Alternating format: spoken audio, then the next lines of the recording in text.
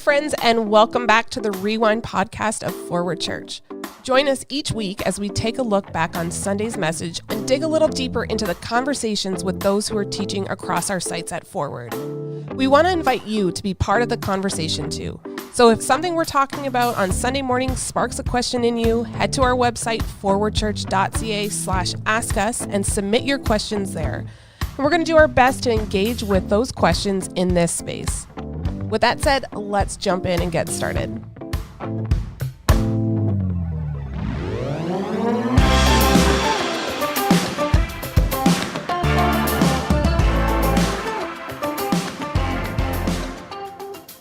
Hello, friends. It is Forward Rewind podcast time, and it's a special week because this week it is Team Blarick. Woo, woo, woo. Team Blarick.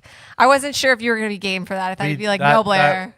We tried to do a high five in studio, but we're on opposite ends of a big long table. So we'll do just air high five. Air high five. That's going to be a memes. Can somebody make a meme out of that, please? Yes. And then put Team Blarick. I don't know how to make memes, so all right. Such a terrible name. No, it's that's why I was like, I surprised you're game. It sounds like a name that somebody would name a town in this area. Blarick. Yeah, it fits with like Puss Lynch. Burford. It definitely Blarick. Kind of like Yeah, it's got the same. It's got the consonants. same. Yeah, it's got the same type of mouth feel to it when you say it. a spitty Yeah. mouthfeel. Yeah. Maybe we can make it a spin-off podcast, Team Blarick, or just the Blarick podcast, and we can talk about Whatever we want to talk about. Whoever we want to talk about, we can make it a No, gossip corner. we're not going to do that, Blair.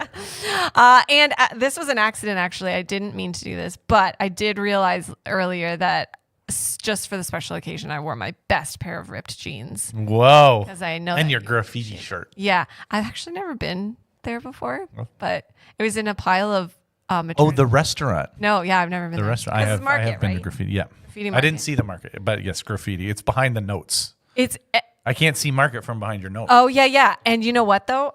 This was a T-shirt that was like it was in a bag of clothes of like maternity clothes that Okay. somebody gave me, and I was like, "This is the most comfortable T-shirt I've ever owned," and so I kept it. So I Those put on maternity ripped jeans that you're wearing as well? With the turkey stretchy eating waist. pants. Unfortunately, I did not have need for those. I had a very boring lunch. Oh. But let's start the podcast today with the excellent topic of discussing the Celebration Sunday that we had this past Sunday. It was just so awesome. Gabe, you got baptized. Gabe did get baptized. And I wooed. I told you that I wooed. I wooed a bunch of the baptisms. Yeah, woo. Woo! And what was your favorite part, Derek? Tell me what your favorite part Gabe's was. baptism. Oh, that's a big deal. That's a big deal. My favorite, actually, I always love it when we do baptisms. That's great. Also, Lola and the rest of the children's choir singing. Yes, that was fun. And doing just a fantastic job. I no exaggeration on this. If you haven't seen it, you can go watch it online and check it out. Best children's choir I've ever seen because they were just they weren't performing. Nope. They were just singing and fully engaged in the worship. And I thought that was so cool. Oh, yeah. It was like one of those things where like they were leading the congregation in it and the congregation and like they could see the congregation and they were leading each other. It was just. I loved the video with the memories Oh, yeah. That was good. forward through the years. That was fun. That was really, really good. Props to not Billy, Robin. Let's have a moment of silence for Billy.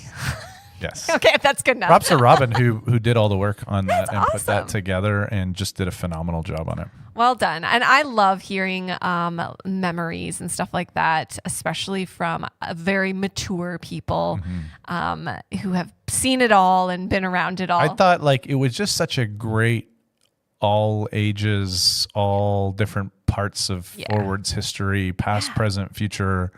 It was just, I thought it came together really well. Yeah, I thought so too. I think my favorite part It was my sermon, but thank you. Yeah, Blair, that's for that. that's what I was going to say. Thank You didn't you. give me a chance to get it out. Was Derek's sermon, as it is every week. I think I loved how we opened because I was thinking, I'm like, oh no, like it's supposed to rain this weekend. I was like, ooh, and I just love how we opened up the church. It was like, go anywhere, find a seat. and like eat your lunch and go somewhere. There's cake over there and there's like bouncy castles over Axe there. throwing over here, bouncy castles. Yeah. And let me tell you, like I think I passed you in the hall and I was like, I'm overstimulated, Derek. But it was because like I had like you're just walking around and then suddenly you see somebody else that you haven't seen in a bit, and so you stop and you talk and you catch up and then you keep walking and you find somebody. Did you axe throw, Blair? I did not. We had to get to. Oh yeah, you guys had the dance. We had our dance recital, which. Yeah. The two little ballerinas to get to a recital. Yes. One jazz gal and a ballerina. Right. Jazz and yeah. Don't mix them ballet. up. They're very different. And yes, Kay got a fever on the way. Kay did please. Plias, she called Plias. Plias. Instead of plies. Plias. And let me tell you, she's stubborn. She will correct you. It's not plie, it's plia. And it's like, okay, whatever you say. Sure.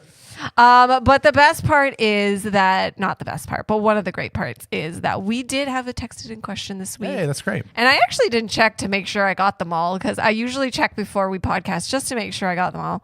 But I'll go, while you're answering the first few, I'll go back in and check. But we must start the way we always do, which is when you give us a brief overview of your message and the main takeaways. I guess we could do that. Take it away. So talked about the fact that we need to be people who are people of thanksgiving from 1 Thessalonians 5:18, and that it's not even just a suggestion, but that we're given this command to Thanksgiving, and that Thanksgiving is not just about like special occasions like celebration Sundays and birthdays and those times where everything's going well, but that we are to give thanks in all circumstances because that's the will of God for us in Christ Jesus. And how do we do that? Like, how do you go about being a person who is able to give thanks in all things? How do we develop habits, and what types of things do we need to be focused on that will grow in us? That I talked about us having a life of Thanksgiving, thanks living, instead of just these occasional moments where we stop and say thanks for stuff, that our whole life is kind of overflow of gratitude. Yeah, it was a really good message. Not just thanks, Blair.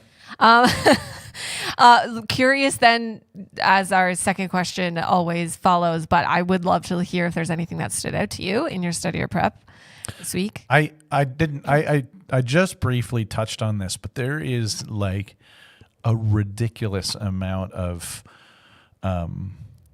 literature and research out there that has been done over a long period of time about how people who really have cultivated attitudes of gratitude, who really do live lives of thanksgiving, have better outcomes in all sorts of different areas, have better relationships with people, have better health outcomes, sleep better.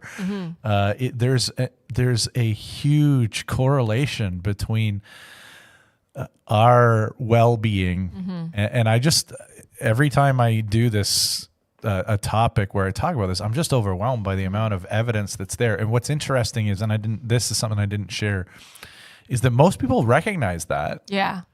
And yet most people also say, yeah, I'm not very grateful. My life isn't filled with very much gratitude or thanksgiving. Yeah. I think, I can't remember the exact statistics, so take this with a grain of salt. I may have these numbers wrong, but I think 90% of people recognize the importance of gratitude, but only 10% of people would actually identify as grateful. Wow. That is a big statistic, like a big gap. Big gap. Yeah. Absolutely. I remember talking to a couple of, were they psychologists, of friends of mine, and they talked about how one of the first places they start when they're working with someone with even just anxiety and depression, they always get them to start with like, what are the good things in your life? Yeah. What type of things do you have to be thankful for? Because it's so easy for us to get fixated on the things that aren't. Yeah. The things that are bad, the things that stink, the things that are hard, right? Yeah, and that's not to say like boo on you for that. It's more like you talked about that in your message of like how the world is broken, and that we've all got things that it's hard. It's a hard world. It's a hard life. But yeah, just kind of it can get clouded, right? From that stuff. And we're going to talk about circumstances and circumstances we find ourselves in. But no, I think that's fascinating. I love it when we bring like stats and stuff into messages. And a little side note, this is week 3, right, of our discipline It of is gratitude. the third and final week. Final week. Well, we're not going to talk about what's next until the end, so people have to hang around. Have to listen. And speaking of listening, like and subscribe. I almost went over there. Like and subscribe, people.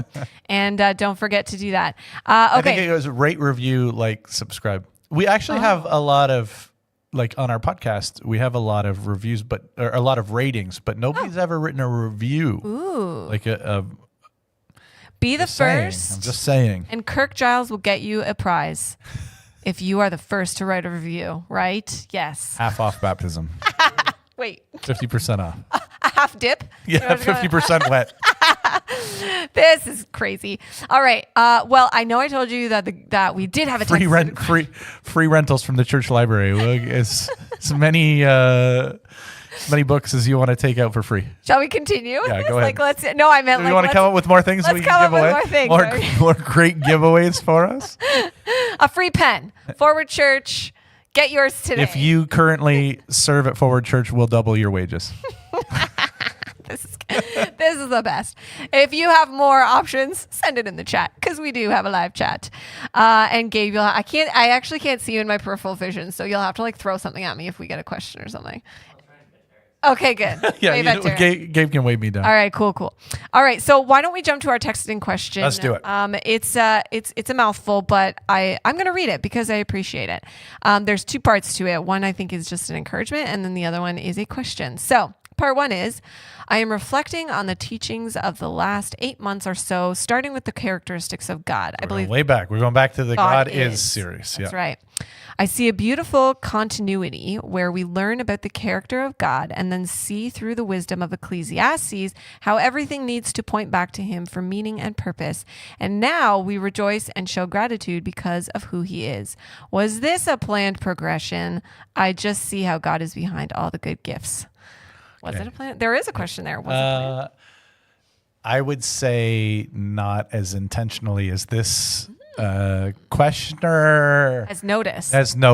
Okay. I do think there's intentionality in how we go about thinking through topics in the year. Mm-hmm. And sometimes it starts with some planning at the front end, and then it begins to develop as I walk through and think about stuff over the course of the year. Yeah. So there is some intentionality there, but there's not as much as that would give us credit for, thankful that the Holy Spirit takes it and uses it and applies it in those ways. So I love that. A humble answer, and it is very cool. I love how just this. That's why I wanted to read it. They just kind of put it all together. Yeah, so it's great, and I love how they're seeing like the big picture and the flow of all of these things are tied together, right? Yep. It's all part of how we think about how we grow as disciples. Yep.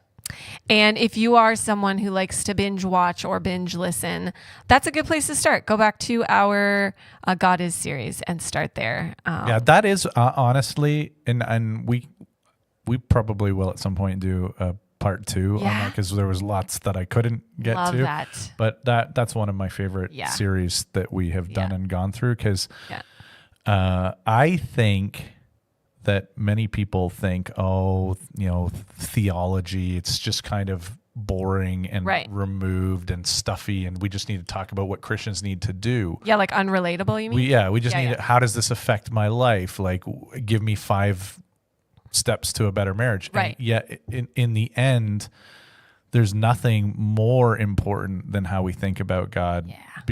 But then we have to follow that through and think through the implications, right? And I think this is often where the disconnect is. Sometimes from theologians, they struggle to then take what they already see as like, well, of course, this is an implication, and they struggle sometimes to communicate it out and help us as those who don't think as deeply as them about these things. And so I just think it's great to be able to sit there and say, okay, so this is who God is. So what does that mean for us? Yeah. Right. Yeah. Like what is the overflow of that? If I really believe this, how would this change my life? And thus here we are discussing that and even linking it to gratitude. Yeah. Because you do talk about that. near the end with that. So yeah, I love that. I think my favorite was God Is.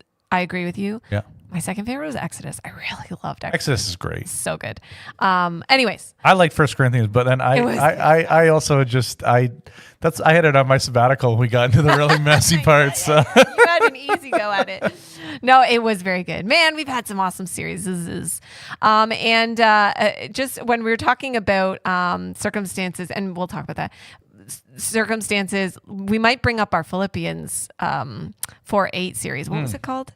Filtered? Filtered, yeah. It just reminded me when you were talking about that was a summer series. It was only a couple weeks long. Yeah, no, it was 2 years ago. It was 2 years ago. Yeah. Anyway, we'll bring it up again if the opportunity arises. But there's a second part to this question.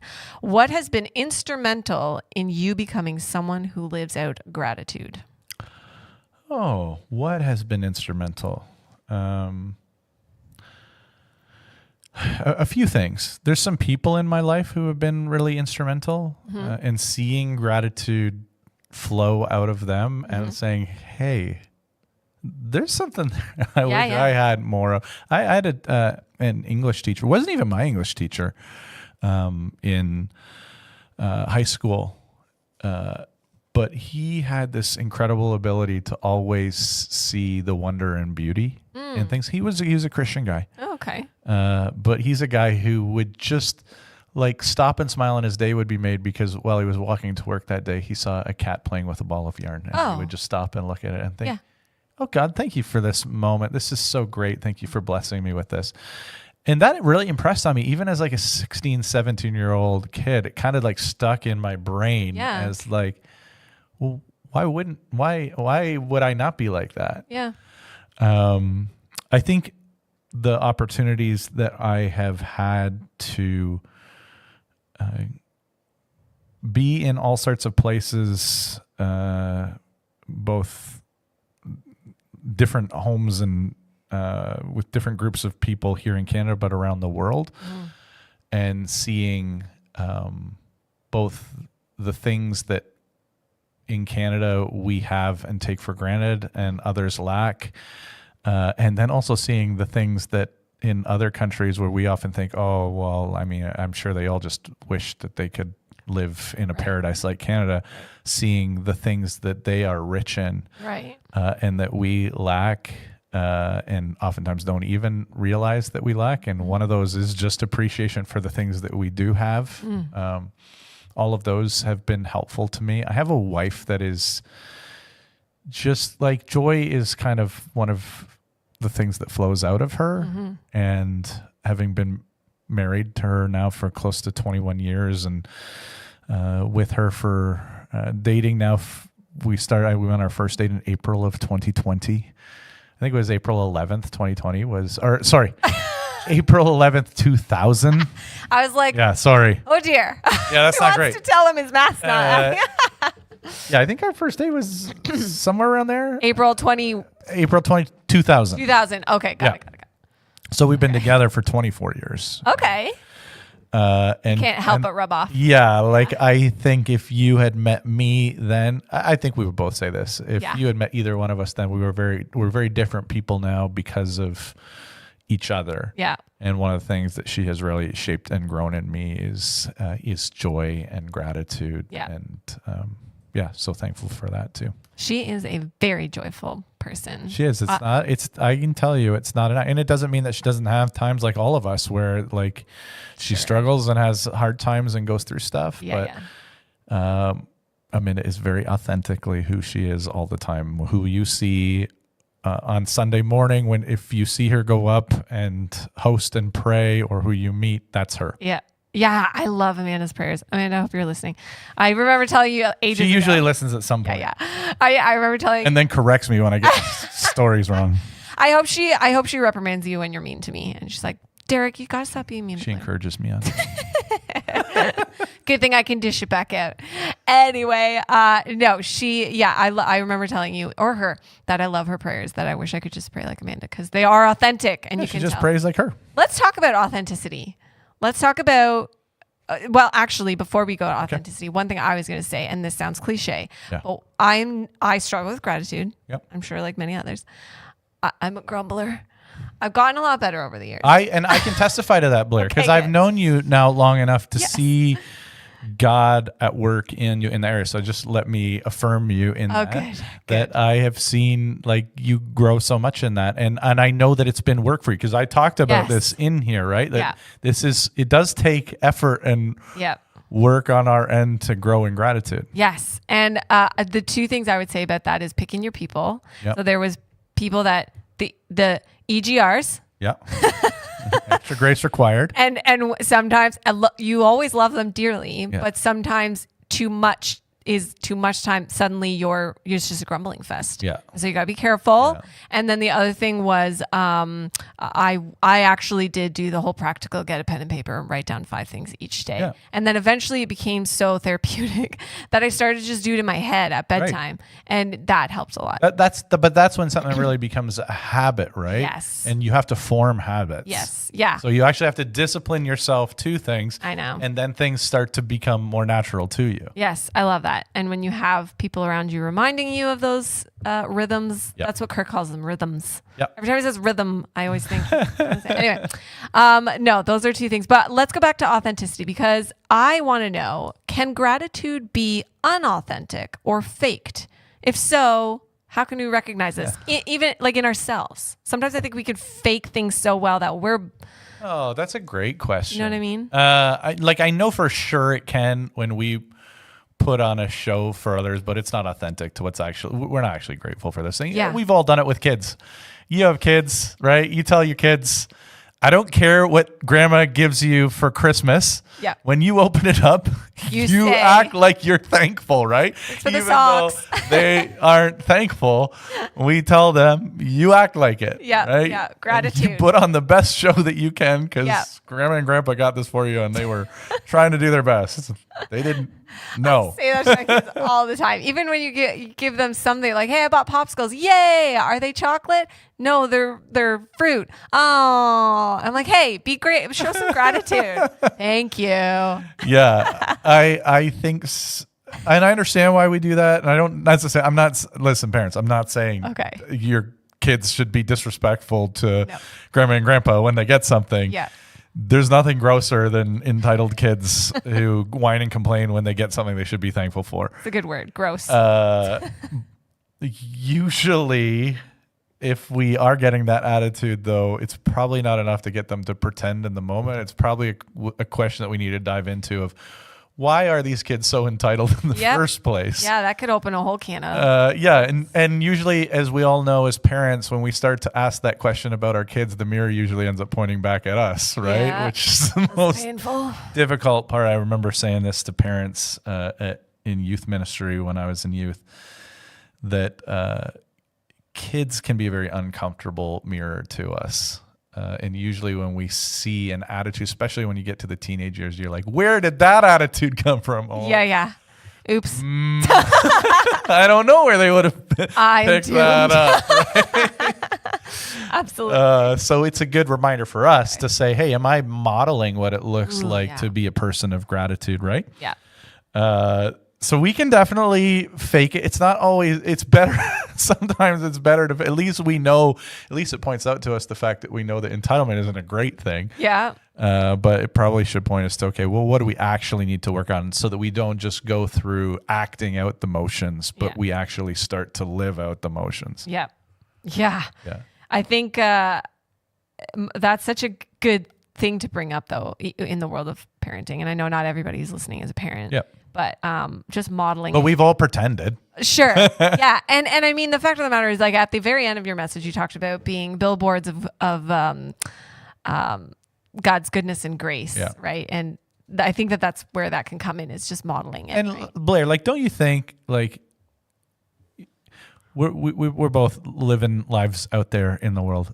Like, our world could use a little bit more people who are filled with goodness and grace and positive about other people and life. Like, I just think there's huge space for us as followers of Jesus to be those people that Jesus calls us to be. And if we were those type of people, it would be transformative in the places that we end up inhabiting, the places that God places us. Well, and it makes me think about your English teacher. Like like, it had an impact. Yeah, and he has no idea, and I don't even know if he's alive anymore. Oh, man. But like that little thing has stuck with me ever since. And I did find out later. Oh, he's a Christian. Yeah, like, that's what it was flowing out of. Yeah. It was enough that it stood out to you. Yeah, I love that.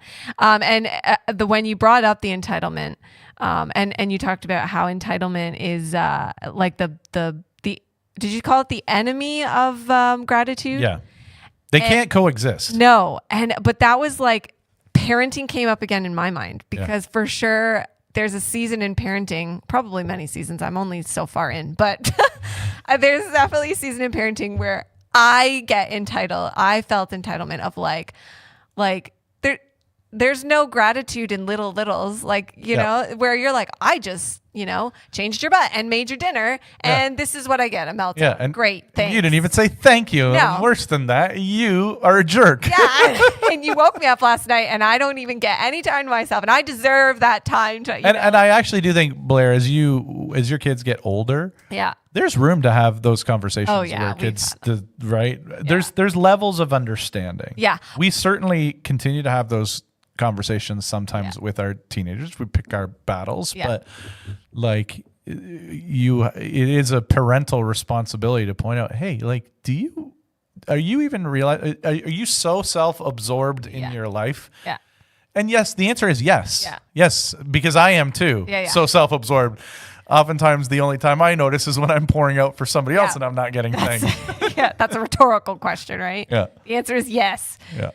Is entitlement the only lie that the devil has against gratitude, or are there others that we should look out for? No. I think entitlement is probably close to the root of all of them. Yeah. But I think that there's times where God might actually try, or Satan might actually try and get us to believe that a good gift that God wants to offer us is a bad gift. It's hard to be grateful for a bad gift, as we've already discussed. It's hard to be grateful for socks. I mean, depends on who I was going to say, as I get older, I'm much more grateful for socks. So that's not entirely true. And maybe that's also part of season of life in the things that Satan tries to tell us. Right. God says no to these things, which is actually a gift to us. He's trying to protect us from things. Right, yeah. But we just feel like God's trying to deprive us from things. Mm-hmm. As much as in life you get to understand the socks. Yeah. When you get more mature. Yeah. I think as you grow in life and experience, you understand the importance of it. Wow, God, that was a gift to me that you said no and kept me from those things because I thought they would be the greatest thing and it would have been so destructive in my life.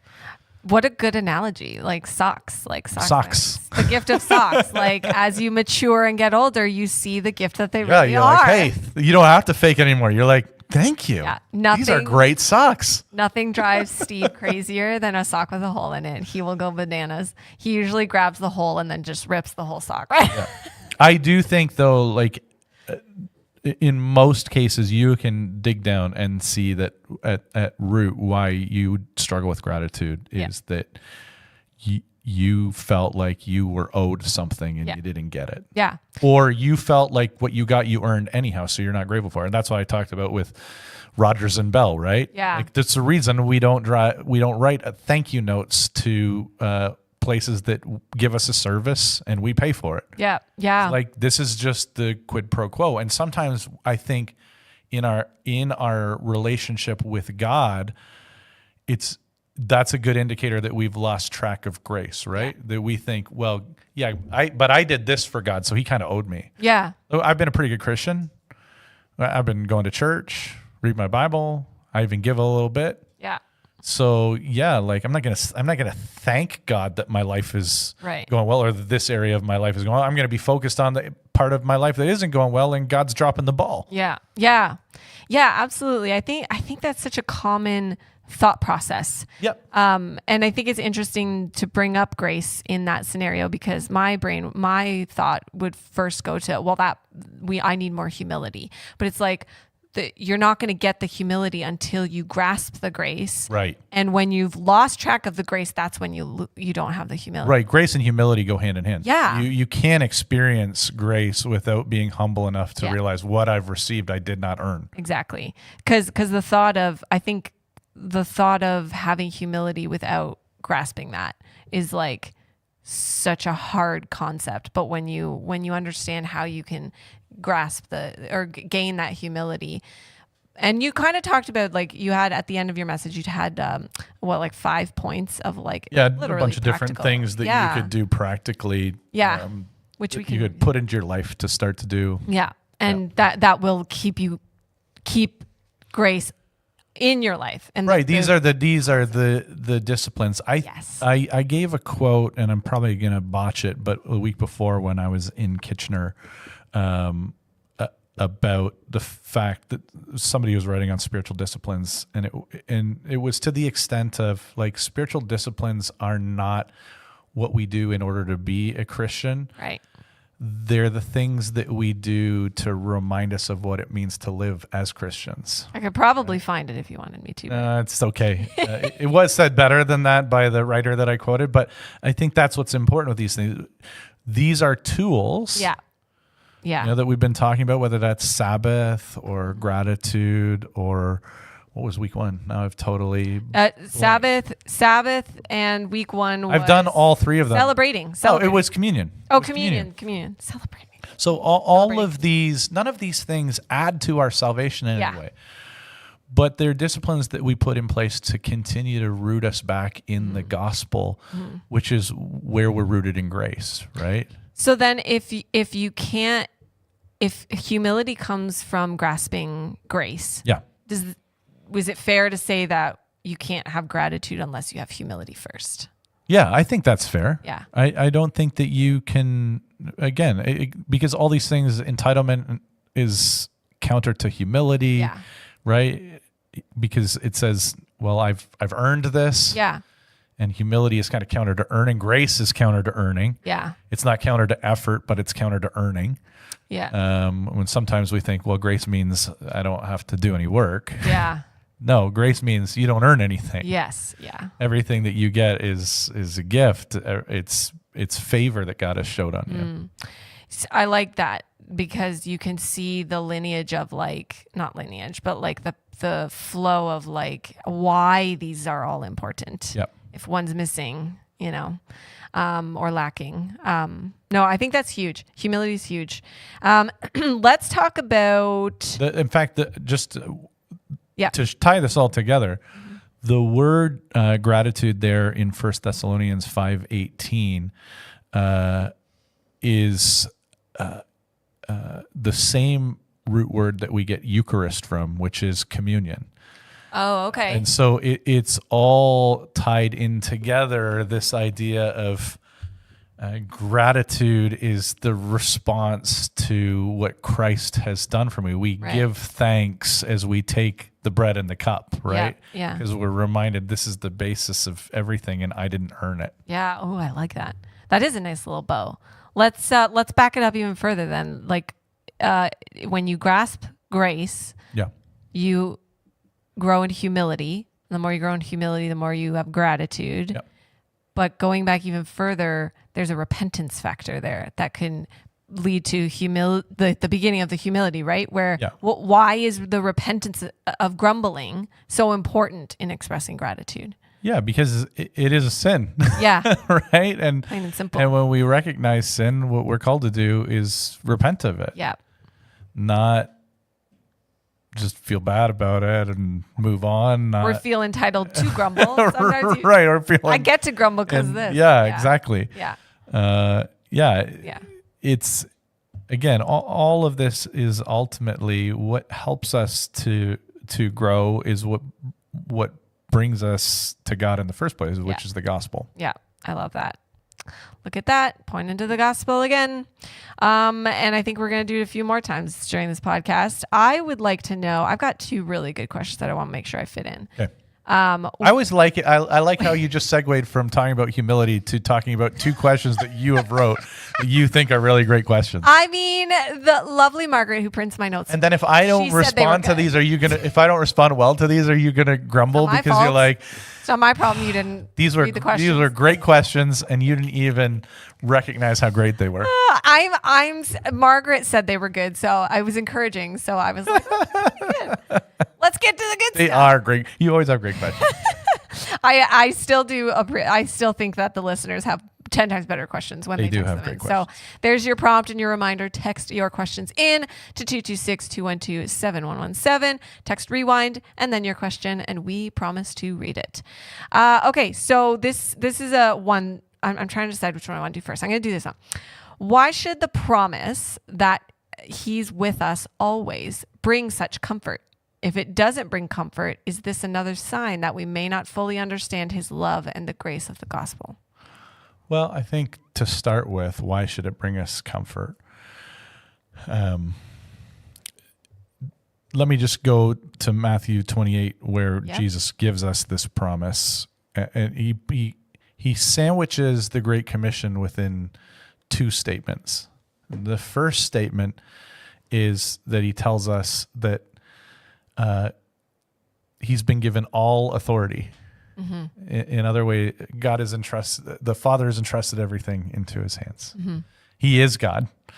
Then he gives us this commission: go and make disciples of all nations, baptizing in the name of, teaching them all I've commanded you, and baptizing them in the name of the Father, the Son, and the Holy Spirit. And then he gives a promise on the end, which is, I'm with you always. Mm-hmm.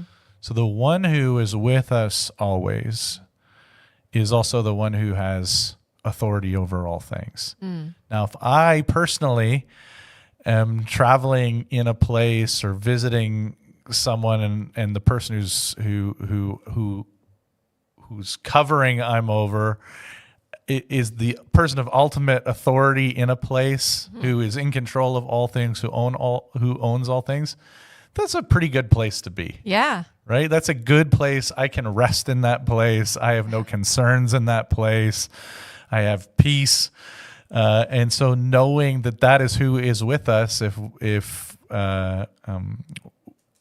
we're in Christ, he's with us, then that's why we can have gratitude in all things. We have never have anything to be worried or anxious about. Mm-hmm. I feel like if I just came to the listeners who are listening to this and I just told you, I want to give you something that means that you'll never have to have any anxiety or worry in your life again. Yeah. And I gave that to you, that would be you'd be pretty thankful for that. Oh yeah. And that is what Jesus is offering us. Yeah, I love that. So there's that. There's the fact that I talked about on Sunday that in Hebrews we also are told that he's our great high priest. Mm-hmm. So he's not only one who's with us, but he's one who understands everything that we're going through. Right. And I don't know about you, but like even with the people that I love and care about the most, there are times where I feel like I'm trying to explain something or tell something or share what's going on in my life and heart, and I'd be like, oh, you're not, like, I know you love me, but you just don't get like why this hurts or and the great thing about Jesus, he always gets it. Yeah. Every time we bring something to him, he's never like, oh, that is like I can't, I'm much worse. Like when Amanda comes to me, I'm an idiot. And I'm like, I don't understand why that's bothering you. And Jesus will never do that. Yeah. He gets us. Yeah. He knows it. Because on the flip side, like think about a time when you did get to talk to somebody who's been or be with someone who's been through what you are going through. That is comfort. Like, yeah. And yes, it is because you don't have to explain it. Yeah. Right? You're not trying to walk them through it. You just immediately know, okay. Yeah. Here's somebody who gets me and gets what I'm going through. Yeah. So I think that's something we can be very thankful for. Mm-hmm. And then just overall, if we go back to our God Is series, all of these things are true of Jesus, who is with us always, and who loves us and who cares about us and who has by whom we are adopted into God's family, and through whom Ephesians 1 says we have been blessed with every spiritual blessing. So we have like never-ending reasons to give thanks because of Jesus. I love that. If you're listening to this after we've recorded it, go back and rewind that of the Rewind podcast and just listen to it again and really sit on that and chew on it for a bit, because I think there's so much there. And if you just really have to kind of hang out in there in the comfort of that. Yeah, I think as Christians, we always, I feel like I'm always talking to people who want to move on from the gospel. Why would you want to move on from this? This is what you want to live in. I want you to live in the gospel. What's that saying? The gospel is not the diving board into the pool. It's the whole pool. Is that? I don't know. Is that J.D. Greer? No, it's a Tim Keller, isn't it? I don't know. Maybe it's J.D. Greer. Could be. Either one. It could fit either one. But it's absolutely true. Yeah. It is absolutely true. Yeah. And what we really need to do in order to grow is just to sink deeper into this, to live more in it, to allow these truths to saturate our lives and our hearts. That's what transforms us, not just now get me to the work I need to do. Yeah. Get me to the things I need to do. Yeah. There are things that you will do, but they'll flow out of grace's transformation in your life, understanding who Jesus is. Like those things are things that flow out of the gospel. Yeah. But live in the gospel and allow those things to flow out of you. Yeah, that's so true. Like to actually live in the gospel sounds like, to some people would sound stagnant, but like just do it and you'd be shocked. I talk like I'm on the other side of it. I have to work at it. Yeah. We're in it. So we're in it. But I've also lived that life for the first probably at least 25 years of my life of like, okay, well, I got saved and now like, give me the checklist. Yeah. I'm just going to do all the things for Jesus. And deep down, I was doing all the things for Jesus, hoping that Jesus would like me better for doing them. Yeah. Instead of just living in the love of Jesus and allowing that to be the thing that transforms me. Yeah. And I can tell you, one has transformed me much more than the other. Yeah. And one has transformed me in ways that like are beyond my ability to change me. Yeah. We have the same kind of beginning of life story. And I still need, there's still lots of areas where I need to remind myself of God's grace, especially in how I treat others with grace or the lack thereof, right? I love that.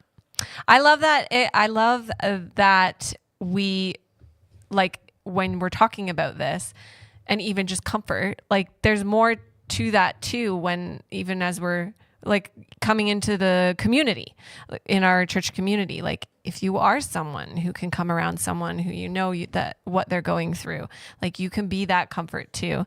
But also in regards to your checklist thing, it's like, here's the checklist of what I need to do, but there's also a checklist of like what you shouldn't do. Yeah.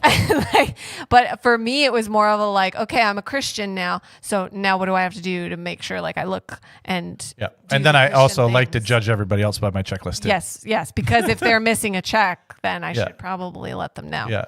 No, don't do Or at least it'll make me feel better because my checklist is filled out more than theirs. At least at least I have more checks. Okay, so this was my big takeaway from your message today, and I want to talk about it because it was just awesome. Let's discuss the huge contrast between understanding that we give thanks in all circumstances rather than for all circumstances, as I believe understanding this is huge in reaching a place of thanksgiving and gratitude in our human nature/condition, because I think that this is the misunderstanding of like what a lot of people take away from a message on gratitude is that, well, I don't want to give thanks for my divorce. I don't want to give thanks for this death in my, and it's like, how can anybody give thanks for that? Or it reminds me of, is it James? No, I don't think it's James. Find it all joy. Consider it all joy. Like it is James. Yeah. It's the same thing. Like, how can you find joy in that? So it's not for the circumstances, it's in it. Yeah. Yeah. And I mentioned this, it's because you have things both in the nature and character of who God is that don't change. Yes. And you have things that you have received through Christ that will never change, that no circumstances in this life are going to affect, and that are going to far outlast any of the issues and struggles that you find yourself in right now. And beyond that, I talked about the fact that there's just a lot of good things that God does for us, even in the midst of the hard times that we find ourselves in. And I just think it's, again, going back to the fact that we struggle to see the good sometimes because we don't realize how we're not owed any of those good things, right? I'm not owed a roof over my head. I'm not owed an easy life. I'm not owed a job. I'm not owed friendships. I'm not owed the food that I will eat today. Like I'm not. Yeah. If I fully understand the gospel, and I held back a little bit on this on Sunday because it's not simply that you deserve death, but you deserve hell. That's all that you've earned. Yeah. So anything good is unearned. Yeah. It enters into our life as a thing that we can be grateful for. And gratitude that you haven't been given what you deserve. Absolutely. We and that's why you can give thanks in all circumstances, even though there are things that feel like hell while you're going through them right now. And that doesn't diminish the reality of those things. It doesn't. I in no way want us to be people who sugarcoat the harm and the hurt that we may experience. Some people I know who would have been here on Sunday or who will listen to this, you've experienced horrific abuse in your life. I'm not asking you to give thanks for that. But I'm asking you to recognize that God is good even in the midst of that, even when you're going through things that aren't good at all. You mentioned divorce, and I've walked with far too many people through those waters and seen how painful it is, whether that's a spouse who's going through it or kids who are watching parents get divorced. Like, it's heartache and heartbreak. And I don't expect you to say thank you for this divorce. Yeah. What is, and again, this is not in any way to diminish the pain in the moment. It's not a promise that you'll get to this point. But what is astounding to me is the number of people that I encounter at some point down the road who have walked through very difficult things. And even in those things, they're able to look back and see how God has taken what was evil and worked it for good. It's the story of Joseph, right? Yeah. What you intended for evil, God used for good and to bless many. Again, not a promise that you're even going to get to a point in your life where you'll get to see that reality. But I promise you that God is working that reality. And even in the midst of it, while you're not experiencing the good, God is good. Yeah. And that takes us back to the promise of his comfort, right? In Matthew 28, knowing that it's I think we've brought this up before, but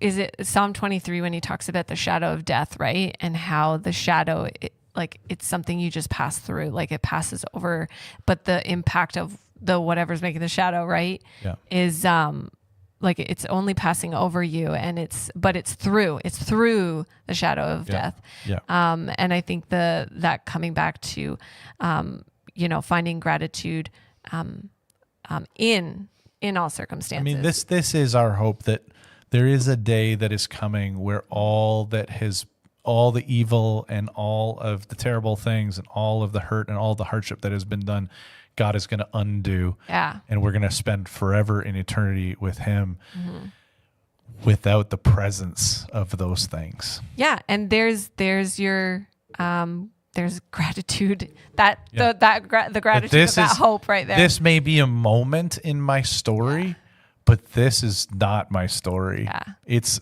going to be a footnote in my story in the long run because of what Jesus has done for me. Yeah. And I think all the time, one of the things that Satan wants to do to us, one of the lies he wants to tell us when we're struggling and suffering through hard things, is to point us to those things and say, see, God doesn't love you. See, God isn't good. And that's why, going back to week 1 of communion or week 2 of Sabbath, that's why these reminders are important. That's why a reminder of what Jesus has done for you, because then you point to that and say, no, God does love me. This is the evidence. Yeah. And what Christ has done for me can never be undone for me. And remembering Sabbath and coming into a community of people who, when you're hearing those voices, want to speak truth to you and remind you that God does love you and he is there for you. And we're evidence of that too, because we're here for you. We want to walk with you in this. And then just having these disciplines in my own personal life where I'm constantly looking and seeing the good that God has given to me, even in the midst of some of the difficult things. Yeah, the good that he's given you. And I mean, you talked about the lie from Satan about, see, he's not good or whatever. But one that you said, I think it was you that said this maybe a while back, was that the lie that he's withholding his best from you. Yeah. No, 100%. I love that. Ooh, good. I was going to say good questions. Great podcast. Great questions. Who wrote those questions, man. They are fantastic. Brilliant. Just kidding. Do we have any in the chat, Gabe? None today. Because I want to talk about our series coming up, but why don't I leave you with any last thoughts or words of encouragement that you want to leave your listeners with today, or even like if you have a story that from Sunday that you want to share? Well, I think the thing from Sunday that just continues to be impressed on me is like, Forward Church is 90 years old. It's 90 years of God's goodness and grace to see us through good times and bad times. And whenever I tell people that Forward is 90, they're blown away, because there's just so many times where you look at a 90-year-old church and you expect at best they're just kind of coasting through. Yeah. And I think it is an unbelievable testimony to God's goodness to us that he has continued to challenge us and grow us and work in us as a community, and as he works in us as a community, to work through us into the community. So I love that. Just to celebrate 90 years, we're going to say hip, hip, hooray, Woo-hoo. 90 times. No. Okay. No, that was a really good way to wrap up the Disciplines of Celebration series. We have a new series starting next week for the whole summer, right? For the whole summer. It's going to take us through Canada Day weekend to Labor Day weekend. Okay, ready? Canadian summer. Sunday School Unfiltered. Ta-da. I hope there's a really good opener video for this, like something really dramatic. It's in the works. Oh man, I wish I had a say in how it goes, but I have thoughts. Who do I tell my thoughts to? Will be flannel graph. Dun, dun, dun. There's probably people listening right now who are like, what's flannel graph? There's definitely people who are listening who are like, come on Sunday and you will find out. And for those of you who do know, I'll take you down a walk down memory lane. I was going to say Derek's misspent youth in Sunday school. Or was it well spent? I don't know. We'll have that discussion on the next podcast. That's what we'll discuss. It is a nostalgic week on Sunday. And what story are we starting with, Blair? Week 1, David and Goliath. Is there a more Sunday school story than David and Goliath? And even in the context of a culture that increasingly has zero biblical literacy, there's still many people who would know at least the phraseology and have a short version of what it means to have a David and Goliath story. Yep. But this is going to be a version that This is going to be the real You've heard it, deal. but have you seen it? Have you really? You haven't seen it unless you've seen it on Flannel Graph. And have you really heard it? Have you really heard it? I'm excited. Well, I know that this coming weekend. I should get Gabe to act it out on Sunday. Ooh. Will he be David or Goliath? Maybe I'll get Gabe up there with Jack, and Gabe can be Goliath, and Jack can be Jack. He can be David. Can I be one of the soldiers? Or on which side? Philistine or? I don't know. Or Jewish. I'll just be backstage. That's my Israelite soldier. Okay. Thanks for listening. Enjoy your long Canada Day weekend, but make sure that you are there for Sunday, the kickoff of our new series. And I always have trouble wrapping up, so I can't think of anything else to say. Thanks for tuning in. We will catch you guys next week.